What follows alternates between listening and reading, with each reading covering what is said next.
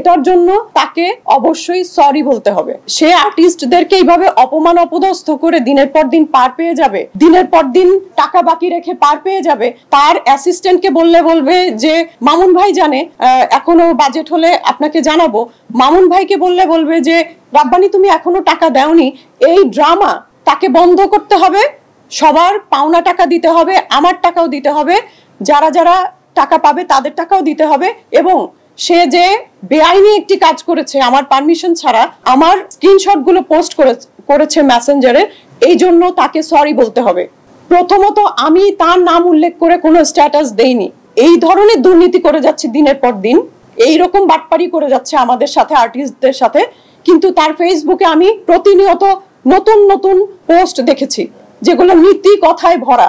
আমি যেমন কাজ করব, আমার স্ট্যাটাস, আমার কথা, তার সাথে যদি আকাশ আর পাতাল পার্থক্য থাকে, আমরা যারা ভুক্তভোগী তাদের তো আসলে এটা সহ্য হবে না।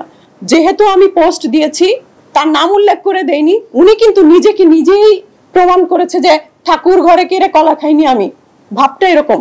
ঠিক আছে, উনি যে বহুত কিছু বলছে, যে আমার কাছে জীবনেও একদিনও কি বলেছে যে টাকা পাইনি, এরকম কি বলেছে? এই কথা সে বলছে, ইন্ডিয়ান একটা চ্যানেলে সে ইন্টারভিউ দিয়েছে। আপনাদের সিস্টেমটাই তো এটা, অ্যাসিস্ট্যান্টের কাছে টাকা চাইতে হবে হচ্ছে এই ম্যানেজারের কাছে।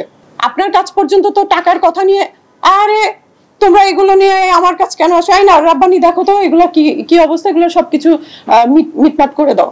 রাব্বানির কাছে গেলে বলবে যে আপু এমনি তো বাজেটটা যেটা সমস্যা আছে, একটু ধৈর্য ধরেন, পরের মুভিতে করে দিব না।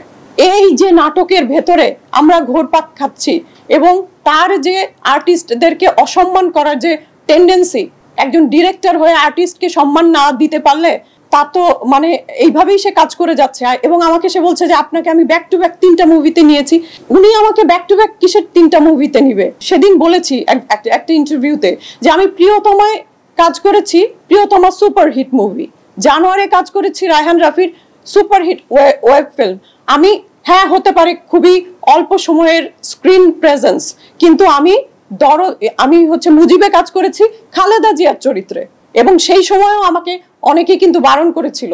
আমি আসলে এই বারণ টারণ একটু কমই শুনি, যেটা আমার কাছে মনে হয় যে না আমি ঠিক করছি, আমি সেটা করেছি। খালেদা জিয়ার চরিত্রে আমি কাজ করেছি তখন।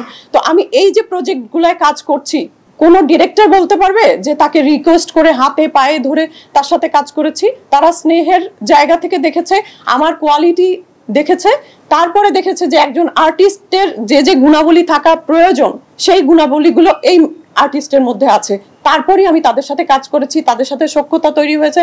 উনি বলেছে যে দেখবেন, চেক করে দেখবেন তার যতগুলো কাজ আছে তার ভিতরে কোনোটাই সে রিপিট করেনি, এক ডিরেক্টরকে 2-3 বার রিপিট করেনি। কোথা থেকে? আশরাফ শিশিরের সাথে আমি 570-এ কাজ করেছি, তার সাথে আমরা একটা সিনেমা বানাবোতে কাজ করেছি, এছাড়া আরো 2টা মুভিতে কাজ করেছি যেগুলো রিলিজ হয়নি, আমি এই জন্য নামও বলতে চাচ্ছি না। এরকম তো সব ডিরেক্টরের সাথেই কাজ করা হয়েছে, সুযোগ হলে আবারও কাজ করব তাদের সাথে।